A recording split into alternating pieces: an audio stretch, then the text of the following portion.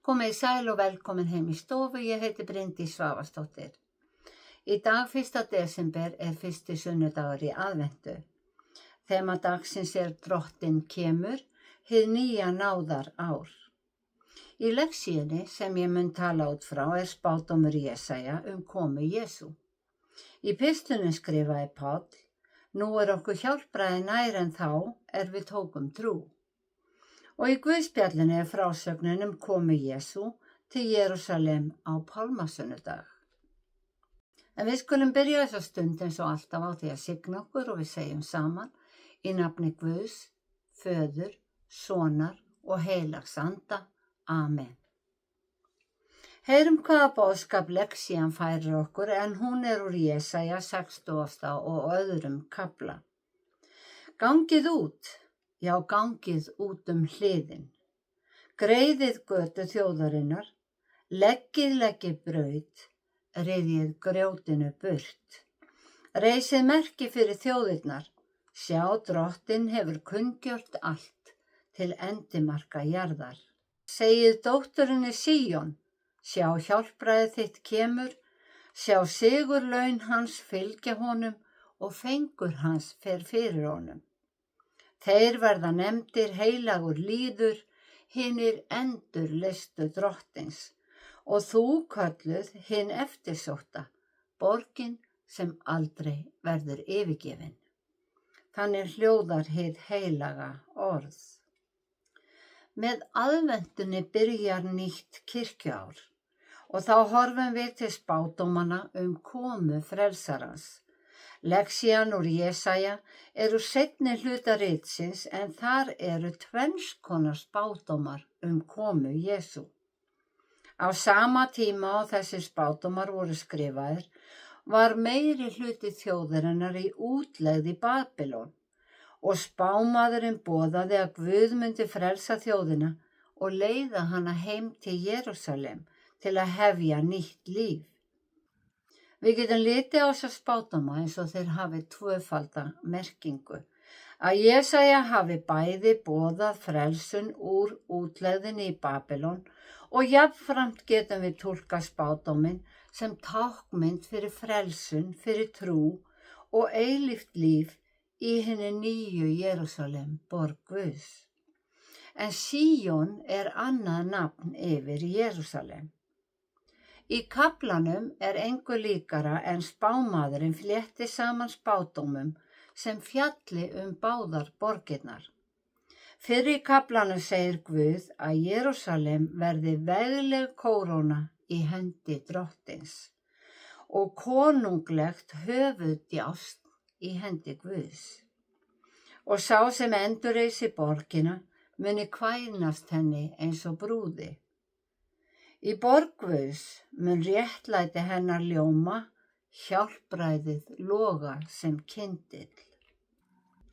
Eins og brúðgumi gleðst yfir brúði, mun Guð gleðjast yfir þér sem velur að dvelja þar. Jerúsalem á jörðu var hin heilaga borg í augum almennings á þessum tíma, en aðeins táknmynd fyrir hina nýju borg á himni. Við eigum erfitt með að ímynda okkur að Guð gleðjist yfir þessari borg í dag. Flestir fræðimenn telja að þessi spádómur fjalli komu Jesú og að í þeim undirbúningi hafi Guð viljað endurreisa musterið og gera hina nýju Jerúsalem veggsamlega á jörðinni. Sá hluti sem ég las áðan fellur að orðum Jóhannesar skýrara. Jesaja skrifaði gangið út hliðin, gangið út úr vananum, greiðið götu þjóðarinnar, fetið rétta veginn, ryðjið burt grjótinu úr hjörtum ykkar, leggið braut að ríki Guðs. Og Jóhannes skýrari sagði við fræðimennina, ég sá sem Jesaja spámaður talar Ég rödd hrópanda í eyðimörk, sem segir, gerið beinan veg Drottins. Það hefur gert fræðimönnum erfitt fyrir að spádóma hægt að túlka á marga vegu. En það sem bendir sterklega til að þessi spádómur sé heimslokaspá eru þessi vers. Sjá, Drottinn hefur kunngjört allt til endimarka jarðar. Segið dótturinni Síón, sjá hjálpræðið þitt kemur. Sjá, sigur laun hans fylgja honum og fengur hans fer fyrir honum. Þarna segir textinn að þegar þetta gerist hefur Guð þegar séð til þess að allur heimurinn hafi heyrt boðskapinn. En það rímar við orð Jesú þegar hann spurður hvenær þessi veröld muni enda. Þá sagði hann, fagnaðarerindið ríkið verður predikað alla heimsbyggðina til þess að allar þjóðir fái að heyra það og þá mun endurinn koma. Og hann sagði að þegar hann kæmi aftur myndi hann hafa launin með sér. Hann sagði, sjá, ég kem skjótt og launin hef ég með mér til að gjalda hverjum og einum eins og verk hans er. Ég er alfa og omega, hinn fyrsti og hinn síðasti, upphafið og endurinn. Jesús er hjálpræði okkar og sigurlaunin eru kóróna lífsins. Því Jesús hefur keypt okkur undan synd heimsins. Við erum þá orðin heilagur, frátekinn líður, hinn endurleysti líður Drottins og munum búa í borginni helgu á himnum, borginni sem verður aldrei yfirgefin. Í pistlinu skrifar Páll að við öðlumst hjálpræði leið og við tökum trúna. Og fyrir 2000 árum sagði hann að stutt væri í komu Drottins, það væri liðið á nóttina. Og við þyrftum að varast verk myrkursins og klæðast hertíum ljóssins. Hann skrifaði íklæðist drottni Jesú Kristi, það notið boðskapinn sem brynju í lífinu. Og enn bíðum við komu Drottins. Á aðventunni bíðum við fæðingarhátíðar frelsarans og þema dagsins Drottinn kemur, hið nýja náðarár. Við bíðum eftir hátíð ljóss og friðar. Í kirkjum landsins verða helgileikir barnanna að ómissandi atriðum. Tilhlökkunin liggur í loftinu og hátíðleikurinn umvefur okkar.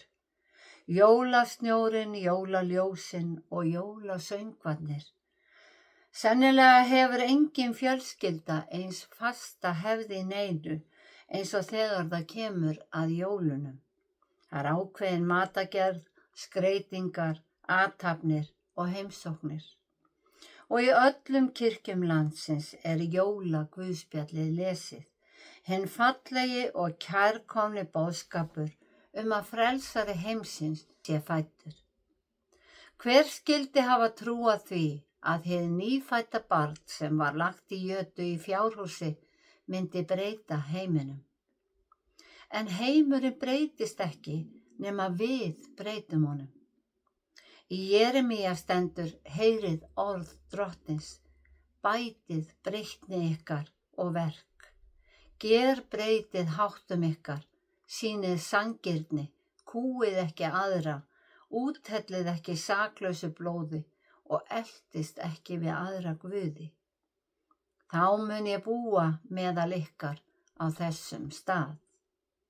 Barnið í jötunni óx upp og flutti okkur kærleiks boðskap. Takið sinnaskiptum, elski Guð og sýni náunganum kærleika. Og það veltur á okkur að breiða þennan boðskap út, virkja hann. Og vegna samvisku okkar eigum við að gera það sem gott sýna virðingu og heiður þeim sem það ber og yfirvöldum hlýðni.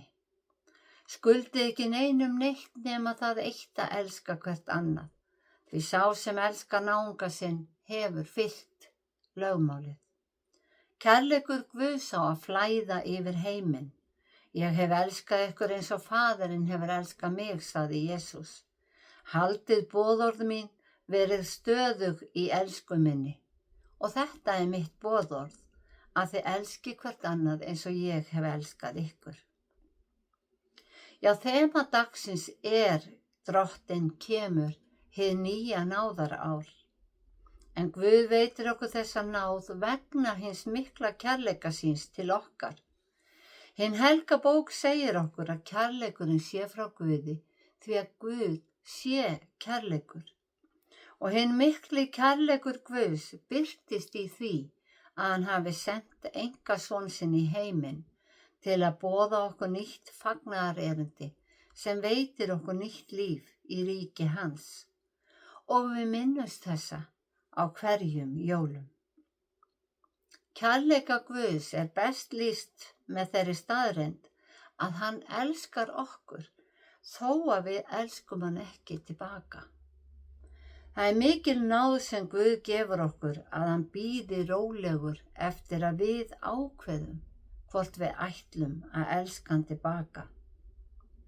Jesús kom til að boða fátækum gleðilegan boðskap, boða bandingjum lausn og blindum sýn, láta þjáða lausa og kunngjöra náðarár Drottins. Þetta náðarár stendur enn yfir eins og Páll skrifaði. Nú varir trú, von og kærleikur þetta þrennt, en þeirra er kærleikurinn mestur, því að kærleikurinn fellur aldrei úr gildi. Enn einu sinni er komin þessi tími árs og aðventan sá tími sem fjölskylda reynir að njóta saman. Á aðventunni liggur eftirvæntingin í loftinu, heimilin breytum svip, jólaljósin, kökuilmurinn og myrkrið úti.